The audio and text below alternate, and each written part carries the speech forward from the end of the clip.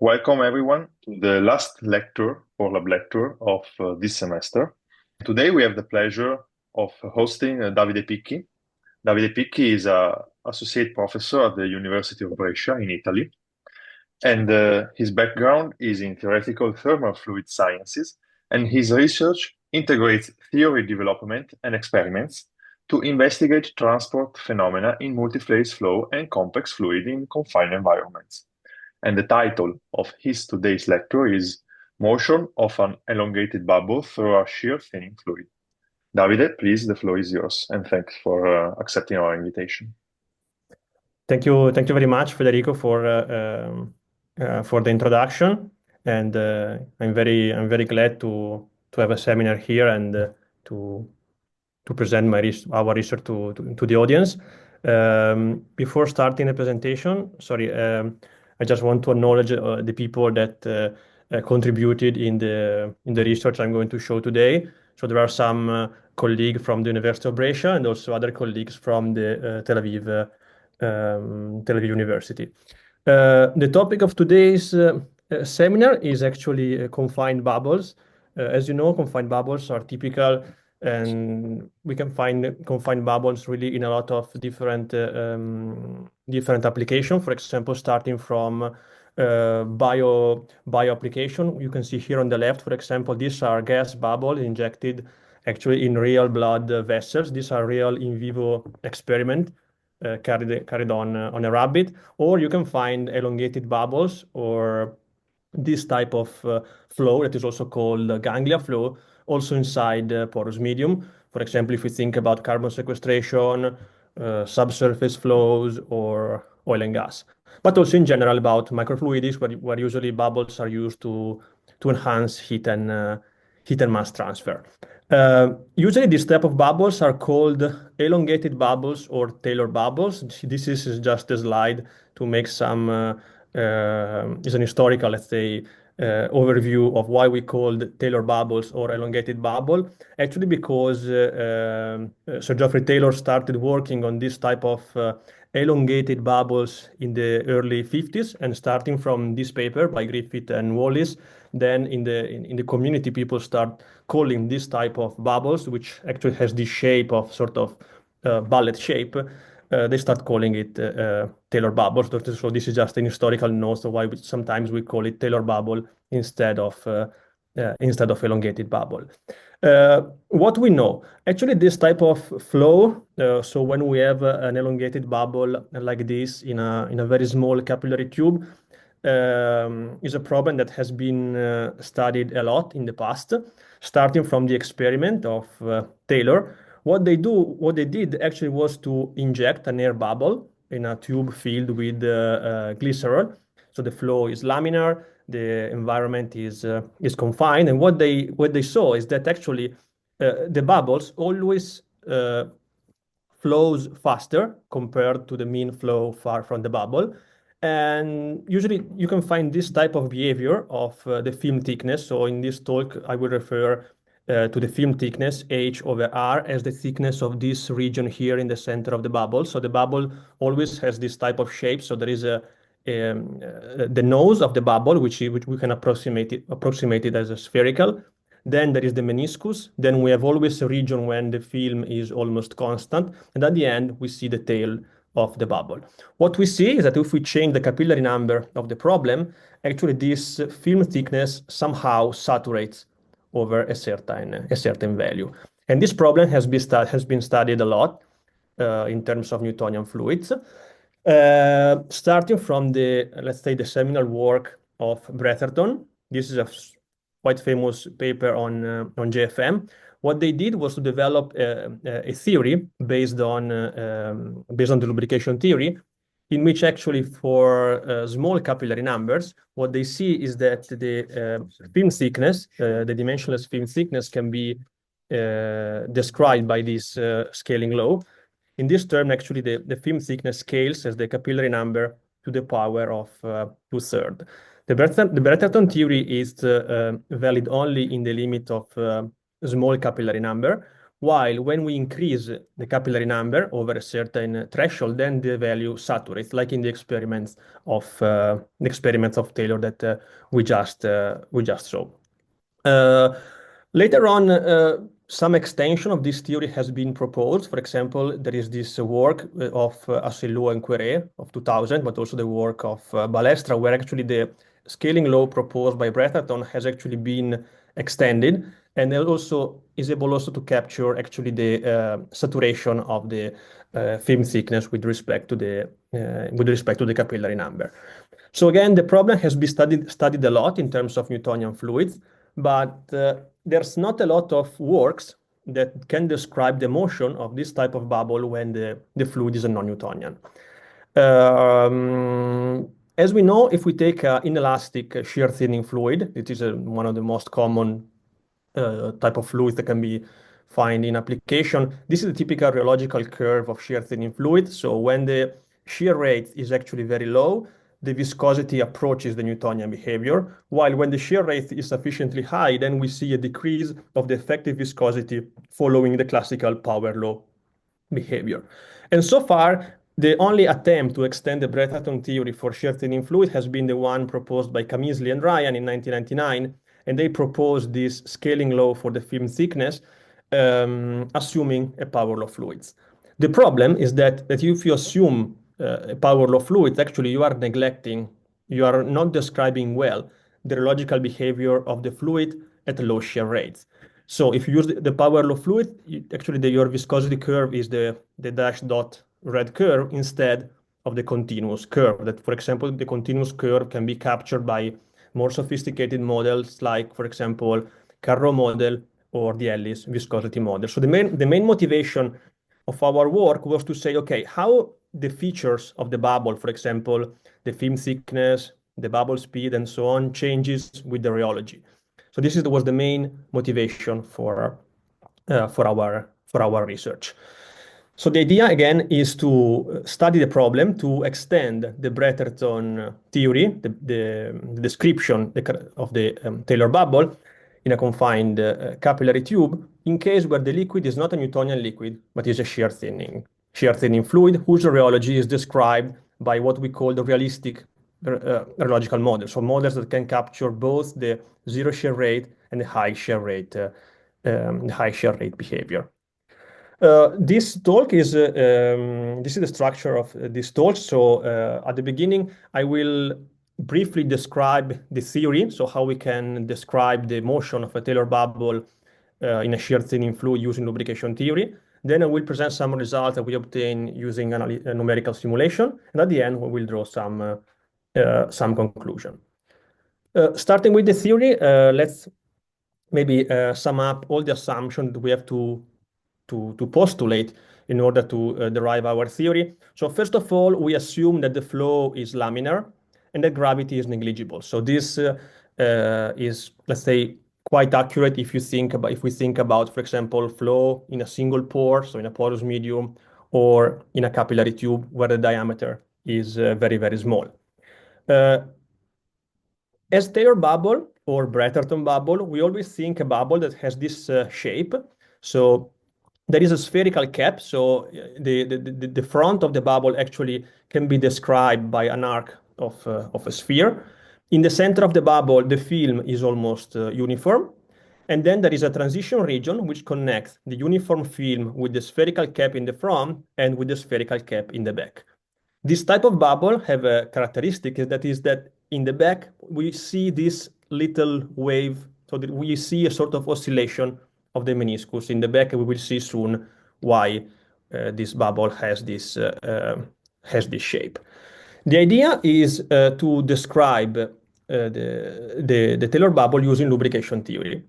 So we cannot use the lubrication theory for the entire bubble. So we cannot describe the spherical cap in the front and in the back using the lubrication theory. So we can use the lubrication theory actually only in these transition regions, so in the front and in the back. So the idea is to say that we look at a sort of rescaled problem where both the axial and the transverse coordinates are rescaled. So in the transverse direction, we use the uniform film H as the scale for the y variable, while in the x direction, we actually stretch that variable using h divided by a parameter epsilon. We will see soon that this parameter epsilon is somehow connected to the capillary number of the problem. So the description that we will derive actually holds only in this region that are boxed in red.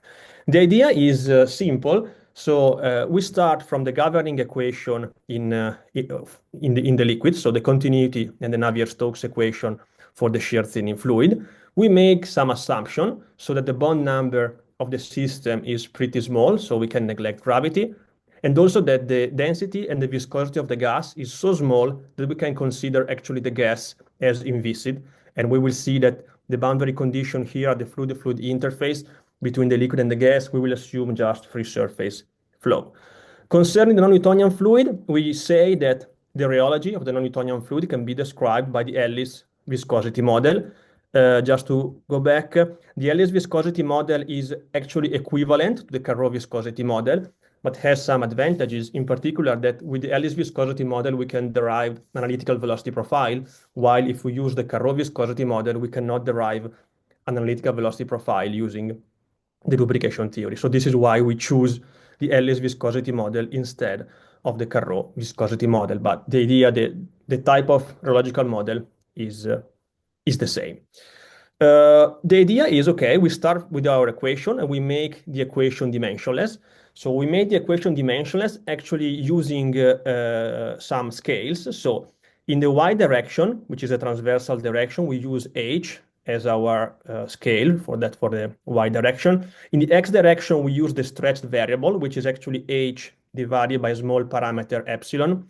Epsilon is just the ratio between the film thickness and the length of this transition region, which in real Taylor bubbles is a small parameter.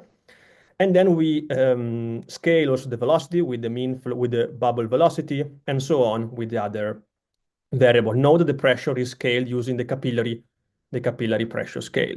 This is the equation in a dimensionless form. As you can see, the flow is controlled by two dimensionless number, which are the Reynolds and the capillary number. But we are not interested in the full form of the Navier-Stokes equation, but we only look at this equation actually in the limits where the scale parameter is small and also Reynolds is small, so that we can neglect inertia. Doing this, here I'm skipping a lot of technical details. What we get at the end is that, the momentum equation in the x direction actually simplifies to this one, which is actually has the same form of for example, the equation that describes the lubrication in a thin slit. We have only the pressure gradient term and the viscous term, where again here the viscosity is described by the Ellis viscosity model, and this is the Ellis viscosity model in its dimensionless form. The only way to find a solution is where the pressure gradient balances with the viscous stresses, and the only combination of our parameter that satisfies this requirement is that this epsilon actually should scales with the capillary number to the power of 1/3. So the theory that we see today only holds in the limits that epsilon is much smaller than 1, and epsilon is the capillary number to the power of 1/3. In other words, the theory that I'm going to show now is applicable only in regimes where the capillary number is very, very small. So where surface tension actually dominates over viscous effects. Concerning the effective viscosity, you see here in the expression for the effective viscosity, the Ellis number appears. The Ellis number is actually the ratio between the shear rate on the fluid and the shear rate in the film. Just to give you an idea, here we see how the effective viscosity changes with the Ellis number. If the Ellis number is huge, so it's very large, actually the fluid behaves like a Newtonian fluid. The effective viscosity reduces to 1. Instead, if the Ellis number is small, then we see for a significant range of shear rate the effects of the shear thinning of the fluid. The parameter alpha is the same of the parameter n in power law and the Carreau model, so is actually 1/n, but they are actually they are connected. So the idea is again, we start from the governing equation. We look at the limits where we can approximate the flow using the lubrication theory. So we neglect inertia, and we actually assume that the geometry is shallow, so that the equation simplify to this. And we also have to apply the same machinery to the boundary condition. Here I'm skipping some details. So if you take the condition for normal stresses across the interface, this is the full form. But in the limits of actually a shallow geometry, so a shallow film, this condition reduces to the fact that the pressure is equal to the second derivative of eta, where eta is the dimensionless film height. So again, the pressure is the second derivative of the second derivative of the interface. So the pressure gradient is the third derivative of the profile of the meniscus. This is another key point of this theory. Putting everything together, now here I'm skipping, I think, some technical details. What we can do is, okay, take the momentum equation, obtain an analytical velocity profile, and then we can write down a mass balance between here, a region far from the uniform film and the uniform film. We combine all these results. I'm not showing these steps just for the sake of brevity, but if you are interested, I'm glad to discuss them later on. We can obtain the film equation. The film equation, so, is actually an ordinary differential equation that describes the meniscus in all these boxed region. So this equation is a third order differential equation. You see everything is dimensionless. This is a similarity equation of the second type for the film thickness. And this equation is applicable actually both in the uniform region and also in the transition region to the spherical cap in the front and to the spherical cap in the back. This equation has, let's say, the Newtonian contribution, which is this blue contribution here, and also the shear thinning part contributes only in this second term of this equation. This looks quite cumbersome, but at the end of the day, is not so it is not a big issue to deal with this part. On the right-hand side, this is only a function of the variable eta. Again, eta is the dimensionless film height. The nice thing is that this equation, so we can solve this equation, and there are only two dimensionless numbers that appears in this equation, which are the Ellis number, which describes the rheology of the fluid, and alpha, which is another rheological parameter for the fluid. This equation can be solved numerically, just using, for example, MATLAB. And if you solve this equation numerically, what you obtain, for example, in the front, is something like this. So the equation, you integrate starting from the uniform film, and then what you get is the red profile. The characteristic of this solution is that there is a first range of the solution where actually the solution follows an exponential.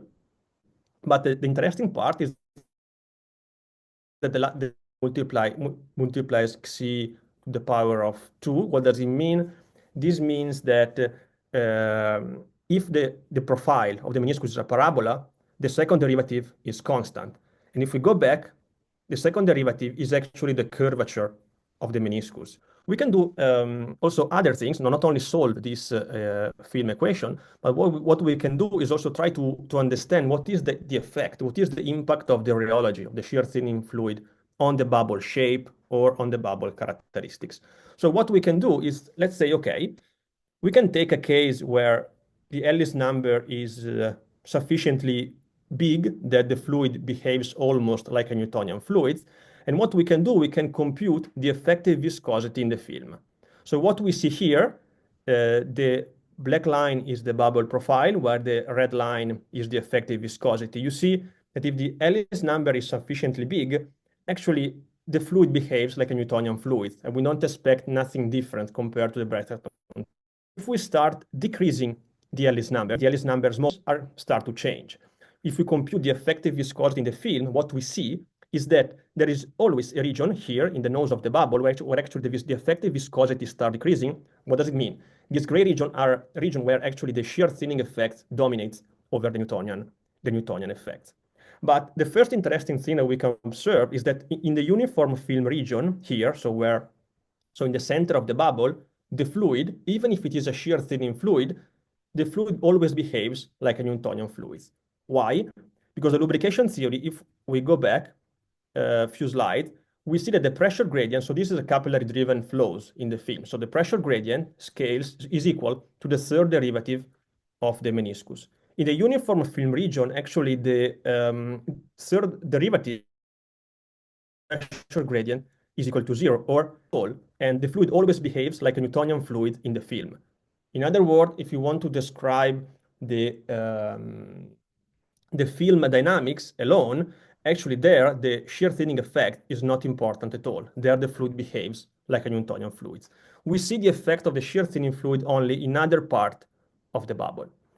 And this is the first type of information that we can extract by our film equation.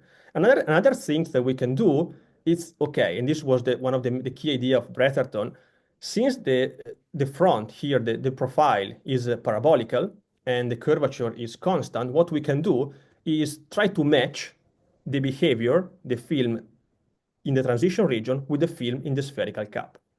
So the key idea of Bretherton was to say that, okay, if the spherical cap is spherical, the curvature is constant and is equal to 1 over r. Here, in the last part of the transition region, the solution is parabolical. So the second derivative, the dimensional curvature is constant. And if we go back to the dimensional variable, this is what we get.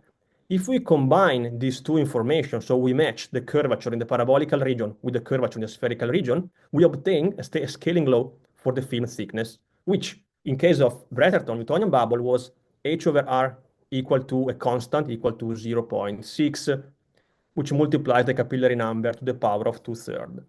In this case, the different things is that this scaling factor p, is now a function of the Ellis number and the parameter alpha.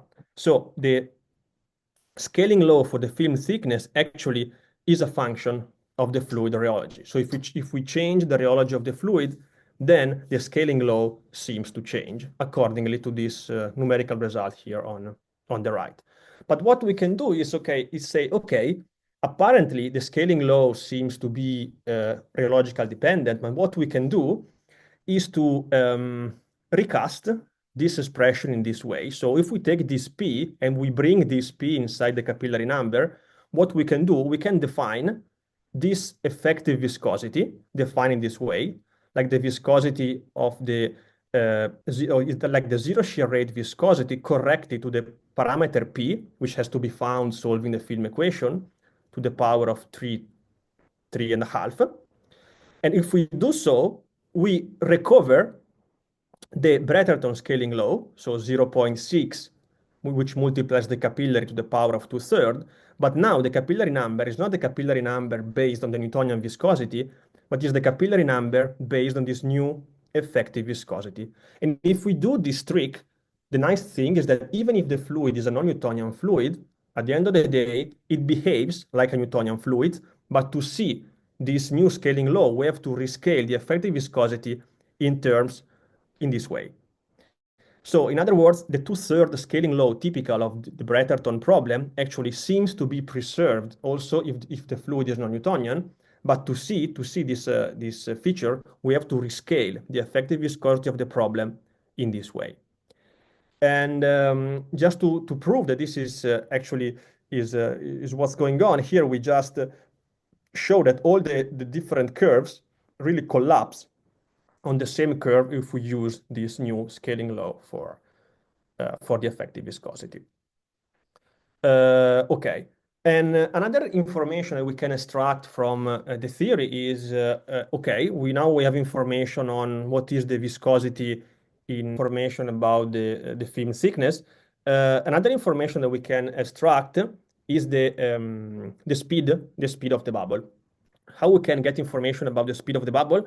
We can write down a mass balance between a region far from the bubble where the average speed is u infinity, and also so between this region and the film thickness, where the film height is equal to h.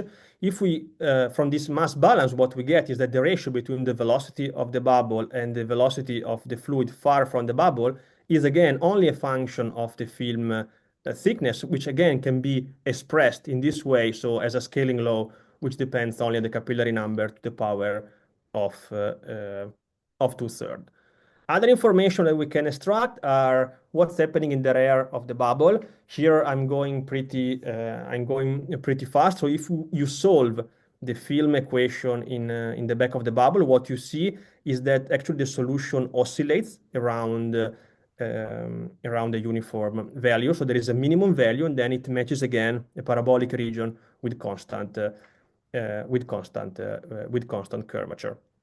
And also in the back, what you see is that if the Ellis number is sufficiently big, you don't have at all any shear thinning effect in your problem. But if the Ellis number is small, then the shear thinning effect dominates and start being very important in the problem. Here you see these spikes because this is the effective viscosity computed at the wall, and this is the effect of a series of recirculation vortexes that appears here in the back of the bubble. There's a picture here that shows that every time you see a spikes in the effective viscosity, this is the effective viscosity computed at the wall.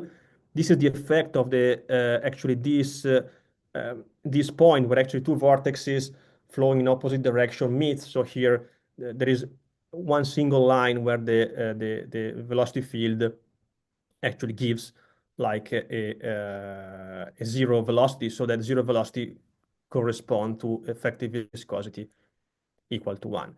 The nice thing is that the lubrication theory is able to capture this this type of recirculation vortexes happening in the back of Taylor bubble.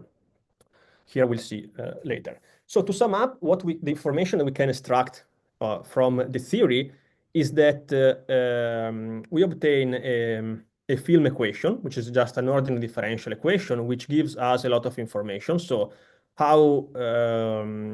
so we can use this result to see whether the shear thinning or the Newtonian effects are important in different regions of the bubbles, but not only that, we also obtain a scaling law for the film thickness, which is actually a generalization of the Brescia scaling law to the case of non-Newtonian fluids. This was the first step of our research. So once we got this result, we say, okay, let's try to see if the theory is correct. So what we did was to set up a series of numerical simulation using OpenFOAM to test and to extend this theory. Because as we said before, the theory that we just discussed is applicable only in the limits of small capillary number, but what's happened increase the number of decided to perform some numerical simulation. Let me say, simulating this type of bubble is not trivial. For example, using OpenFOAM, we find good results thanks to the help of Mirko Magnini, which helps us from the University of Nottingham, which helps us a lot in setting up the numerical simulation, because simulating this type of flow, the Reynolds number and the capillary number are so small that you may encounter, using the classical volume of fluid method, the problem of parasite currents. But nicely, there is this new solver developed by in these two papers, Gamete et al. 2020 and Schaffler and Robbie 2019. The solver is called Interflow. Actually, is a specific solver which is able to drastically reduce the problem of parasite currents in this type of problem. Because imagine that if you want to solve this type of flow, everything happening in the film has to be properly described. And really the key part was to use this solver inside OpenFOAM and then set up a series of numerical simulation when we arbitrarily set the Reynolds number to be small, the bond number to be 0, so neglecting the gravity, and then we choose, instead of a Newtonian liquid, a non-Newtonian liquid. Here in the simulation, we decided to use the Carreau viscosity model instead of Ellis, because in terms of numerical simulation, it's much more convenient to solve the Carreau viscosity model because it's explicit. The Ellis viscosity model that I showed before has a problem because that model is a function of the shear stress. So that if you want to compute the effective viscosity in every grid point of your domain, then the computation becomes very expensive. So the best thing is to do numerical simulation using the Carreau viscosity model, and then only for the sake of comparison, just fit one rheological model to the other one in order to validate the theory. And the advantage of the numerical simulation is that um, we were able not only to simulate the limit of small capillary number, but also we can relax this assumption and try to see how this scaling law for the film thickness changes when the capillary number is not small. Again, the idea of the setup of the simulation, we thank a lot the contribution by Mirko, and you can see here the references for the solver that we use. As I said, it's not a problem that the theory is in terms of Ellis number and the simulation are in terms of the Carreau number, because you can easily switch from one model to the other one, just fitting the Ellis model on the Carreau model or vice versa. You can really find a one-to-one agreement between the two models. Then what we did was, okay, let's run a series of numerical simulation, changing the capillary number. What you see here is how the film thickness, H over R, scales with the capillary number, while we change the Carreau number, which is the same of changing the Ellis number in our preview, in the previous part of the presentation. So the question was, okay, what is the scaling law for the film thickness in the case of higher capillary number? The idea here is borrowed by this paper of Auxillo and Queré, when they said, okay, in the previous part, when the capillary number is small, we were matching the curvature of the parabolic region with the curvature of the spherical cap. Now, what you can do is to say, okay, while you increase the capillary number, the film thickness start becoming significant. So you don't actually approximate here the curvature with the radius of with a circle of radius r, but with a circle of radius r minus h. If you do so, you go back to this, you obtain this type of scaling law, which actually, in the limit of small capillary number, this contribution becomes small, and you go back to the Brescia results. But when the capillary number is sufficiently big, then this result saturates, this curve saturates around a sort of high capillary number value. And doing so, if we apply the same trick that we discussed before, so defining an effective capillary number based on the effective viscosity, that we obtain from the film equation, actually the result collapses quite well. So instead of dealing with the effect of the rheology changing the rheological parameter, if we rescale everything in terms of the effective viscosity, the same that we described before, all the curves actually seems to collapse around the same curve. So if the capillary number, in this case, the effective capillary number is small, actually the numerical simulation are quite well described by the Bretherton 2/3 scaling law, while if the capillary number is sufficiently big, then the values start to saturate around a certain value. And this is what actually at the beginning was quite surprising, that again, also if the capillary number is quite high, we can still use the same scaling law that we used in the Newtonian case, but the capillary number has to be expressed in terms of the proper effective viscosity. And the same trick also applies not only to the film thickness, but also to the bubble speed.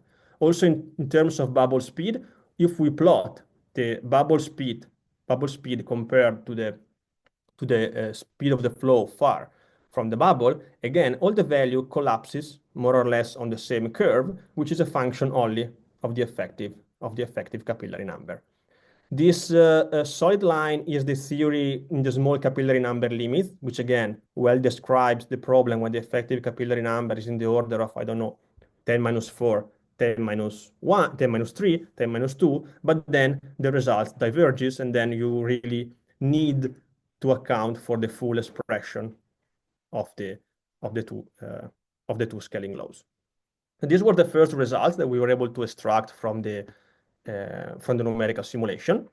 And in addition to that, we were trying to say, okay, scaling law seems to generalize quite well, but are the pattern of the effective viscosity that we were discussing before? If you remember, let me go back a few slides. The theory was saying to us that certain region of the bubble were dominated by the shear thinning effect. Other region of the bubble, specifically the uniform film region, was dominated by the Newtonian effect. Is this true?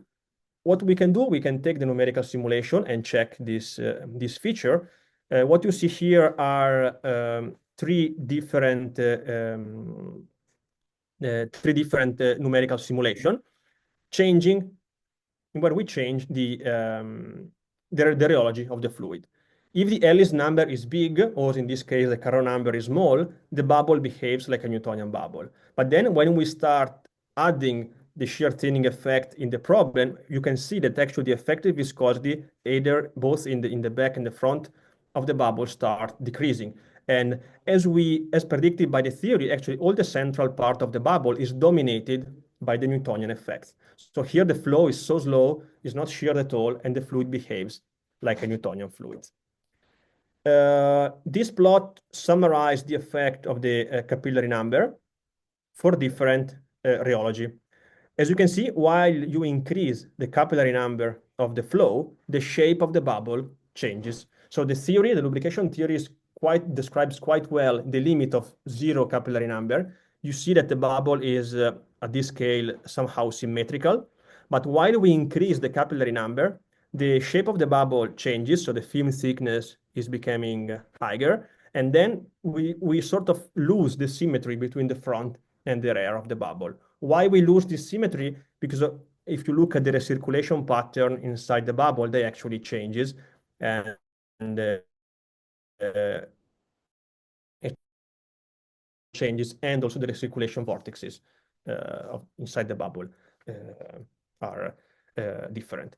There is a thing that we were not able to explain, and this is the following. So it seems that also in terms of curvature, so if we look at the curvature of the spherical cap and we plot the curvature, so the nose of the bubble, as a function of the capillary number, when the capillary number is small, the bubble is spherical, and this dimensionless curvature is equal to 1.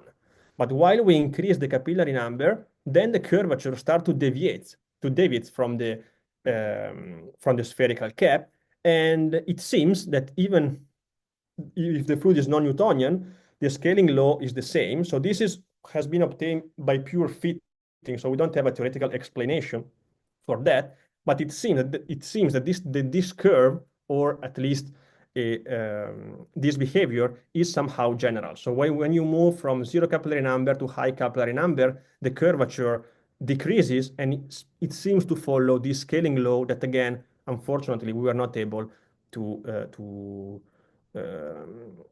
have a physical explanation for that. So if you have some idea, we will super glad to discuss and share this information. Another thing that can be done, I didn't mention before, but using the lubrication theory, we can also extract some information of whether or not we see recirculation in front of the bubble. There is a way to analyze the velocity profile obtained by the lubrication theory, and we can map in terms of the rheological parameter and the film thickness. There are conditions where we expect recirculation and conditions for which we don't expect recirculation. So the threshold given by the theory is this black line, and these are our simulations. So the simulation with recirculation are the orange one. The simulation with no recirculation are the blue one. So again, the lubrication theory seems a good tool when we want to predict if we have or not some recirculation pattern in our problem. So to sum up, what we have seen in this two part of the presentation was the development of a theory based on lubrication theory to describe the flow of a Taylor bubble in a shear-thinning liquid, complemented with some numerical simulation to validate and extend the theory up to finite capillary number. If you are interested, there are two papers that we recently published on the topic, and there is also a video of a part of this research presented available here in the Journal of non-Newtonian fluid mechanics. To me, the main result of our research was that in this type of problem, even though the fluid is non-Newtonian, actually the main scaling law, the two-thirds scaling law that is typical of the Landau-Levitch-Bretherton problem, actually is preserved even if the fluid is non-Newtonian. This scaling is preserved only if we use the correct and the proper effective viscosity. This is not only typical of this problem. We tried also to investigate other problems connected or similar problem. One problem was, for example, the classical Lucas-Washburn problem. Here I'm not going into the details. I'm only showing to you the result. So if we derive a model that can describe the transient behavior of the meniscus, so the filling of a shear-thinning tube,